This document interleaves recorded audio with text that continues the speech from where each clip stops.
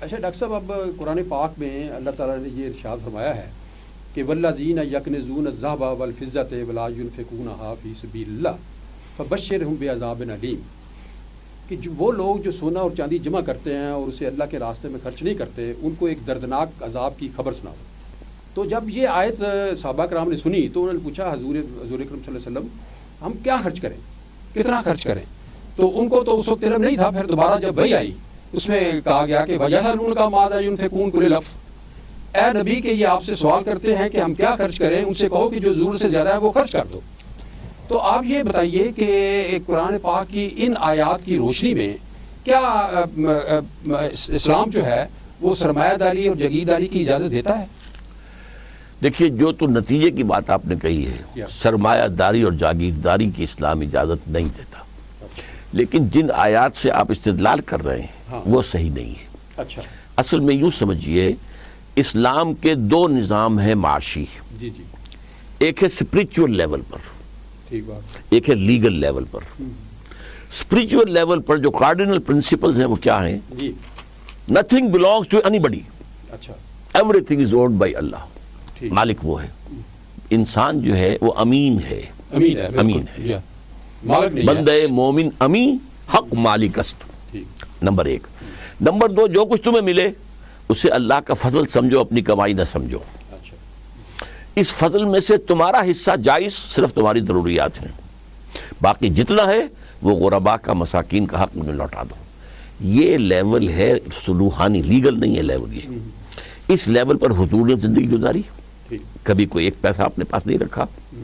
اسی پر فقراء صحابہ نے، تمام صحابہ نے نہیں، فقراء صحابہ، سلمان فارسی تھے، ابو الدرداء تھے، ابو ہریرہ تھے، ابو ذر تھے جن کا وہ سارا معاملہ ہوا ہے، یہ صحابہ تھے، غفار، جی ہاں۔ اور یہ اس کے بعد ہمارے صوفیاء نے اسی لیول پر زندگی گزاری، لیکن یہ لیگل لیول نہیں ہے۔ لیگل لیول یہ ہے، اس کو شرعی کہیں گے کہ شرعی لیول نہیں ہے یا نہیں؟ ہاں، شرعی جو ہے وہ لیگل ہوگا، اور یہ روحانی ہے، یہ روحانی، ٹھیک ہے، یہ روحانیت سب کے لیے نہیں ہے، یہ چوائس ہے اس کا آپ کا۔ اچھا، لیکن لیگل لیول کیا ہے؟ آپ جو کچھ کمائیں حرام سے نہ کمائیں، سود نہ ہو، جوا نہ ہو، یہ نہ ہو، جھوٹ نہ ہو، دھوکہ نہ ہو، احتکار نہ ہو، یہ وغیرہ وغیرہ، دھوکہ، تو وہ آپ کا ہے۔ اس میں سے ایک حد سے زیادہ ہو جائے گا تو آپ سے زکوٰۃ لے لی جائے گی، تاکہ جو پیچھے رہ گئے ان کی ضروریات کی دیکھ بھال کی جا سکے، ریاست جو ہے ان کی کفالت کر سکے۔ قرآن پاک میں کوئی جمع کرنے کا کسی آیت میں حکم ہو؟ کیونکہ خرچ کرنے کا تو بار بار دیکھیے نا، جمع کا حکم میں کہاں بتاتا ہوں؟ جب قرآن وراثت کا قانون بیان کرتا ہے تو کس بات پہ؟ اگر کوئی پیسہ ہے ہی نہیں تو وراثت کس بات میں؟ لیگل لیول یہ ہے کہ جو کچھ تم کماؤ جائز طریقے سے تمہارا ہے، ضرورت سے زیادہ خرچ کر دو، ضرورت سے نہیں، ضرورت سے، وہ میں نے کہا روحانی لیول، روحانی لیول پر جس پر کہ حضور نے، فقراء صحابہ نے اور صوفیاء کرام نے لیول گزارا ہے، زندگی گزارا، وہ ہے۔ لیکن جس پر سب نے گزارا ہے، اب حضرت عثمان کے پاس دولت نہ ہوتی تو غزوہ تبوک کے اندر اتنے پیسے کہاں سے لے آتے؟ نہیں، لیکن وہ ایسی بات بھی نہیں تھا نا، غریب جو ہیں وہ خودکشیاں کر رہے ہیں۔ نہیں، یہ تو دوسری بات ہے، یہ تو کیونکہ زکوٰۃ کے نظام سے اسلام غرباء کی ضروریات انڈر رائٹ کر دیتا ہے، ان کی تمام بنیادی ضروریات جو ہے نظام خلافت کے ذمے ہے، بیت المال سے پوری ہوتی ہے، بیت المال سے پوری ہوگی۔ اچھا، لیکن یہ ہے کہ اس کے علاوہ کوئی آگے نکل گیا، کوئی پیچھے رہ گیا، یا تو آپ کر دیں خالص کمیونسٹ نظام ہو، نہ کوئی آگے نہ کوئی پیچھے، آپ دوڑوا بھی رہے ہیں لیکن رسی سے باندھ بھی دیا تو نہ کوئی آگے ہوگا نہ کوئی پیچھے ہوگا۔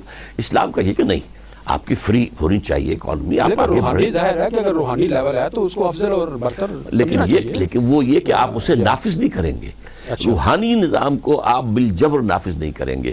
جس پر نظام بنا ہے اپنی ول پر ہے، ظاہر بات ہے، چوائس پر ہے، چوائس پر۔ اس لیے کہ اگر آپ سارا نظام دیکھیں، وہ یہ ہے کہ آخر وہاں کام کرتے تھے لوگ، ان کے پاس ہوتا تھا، وراثت بھی ہوتی تھی، وراثت کا اتنا لمبا قانون قرآن نے دیا ہے، کس لیے دیا ہے؟ اچھا، کسی کے پاس کچھ ہو گئی تو زکوٰۃ کیسے آئے گی، کہاں سے آئے گی؟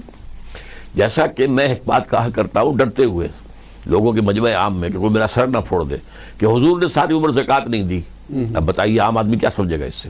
میرا سر پھوڑے گا؟ زکوٰۃ تو اسلام کا کبھی ہوا ہی نہیں، جمع کیا ہی نہیں کبھی زکوٰۃ۔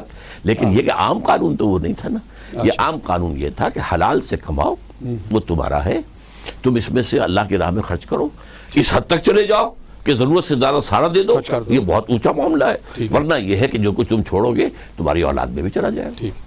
اچھا، یہ فرمائیے کہ یہ جو جاگیرداری نظام ہے جو آج کل پاکستان میں موجود ہے مختلف شکلوں میں، اس کی موجودگی میں کوئی اسلام یہاں پر نافذ ہو سکتا ہے یا جمہوریت آ سکتی ہے؟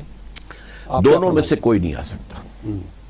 یہ جاگیرداری نظام جو ہے یہی سب سے بڑی رکاوٹ، عام طور پر لوگوں نے یہ سمجھا ہوا ہے کہ فوج سب سے بڑی رکاوٹ ہے۔ میرے نزدیک فوج تو پروڈکٹ ہے، نتیجہ ہے اس کا۔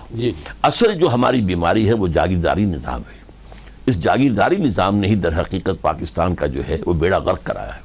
یہی فیوڈل لارڈز جو ہیں، یہی جو ہے ان کی جو میوزیکل چیئرز گیم ہے ہمارے ہاں کی سیاست، اور کچھ نہیں ہے۔ اس حوالے سے در حقیقت جاگیرداری کا نظام اسلام کے خلاف ہے، بلکہ میں امام ابو حنیفہ کے فتوے کو مانتا ہوں، مزارعت بھی حرام ہے۔ جس طرح حضرت عمر نے آپ کو بتایا کہ انہوں نے بھی فتویٰ دیا اور انہوں نے عمل کر کے دکھایا، وہ خراج کا معاملہ ہے۔ وہ مسئلہ خاص یہ تھا کہ جب عراق اور ایران فتح ہو گئے تو لوگوں نے یہ کہا یہ مال غنیمت ہے، اس میں سے آپ جو ہے اپنے لیے 5واں حصہ رکھ سکتے ہیں، گورنمنٹ کے لیے، ریاست کے لیے، باقی ہمیں تقسیم کیجیے۔ تو تاریخ انسانی کا سب سے بڑا جاگیردارانہ نظام قائم ہو جاتا اگر اس پر عمل کیا جاتا۔ اور اس میں صحابہ تھے جو کھڑے تھے حضرت عمر کے خلاف کہ نہیں، جب حضور نے یہ کیا، خیبر فتح کیا تو زمینیں تقسیم کر دی تھی، تب آپ ساری تقسیم کیجیے۔ پھر حضرت عمر نے ایک کمیٹی بنائی، 5 صحابہ مہاجرین میں سے، 5 انصار میں سے، ان سب کے سامنے اپنی برات بھی رکھی، اور اس کے بعد حضرت عمر کی رائے کے مطابق فیصلہ ہوا۔ جو زمینیں، جو علاقے بزور شمشیر فتح ہوئے ہیں وہ کسی کی ملکیت نہیں ہے، وہ بیت المال کی ملکیت ہے۔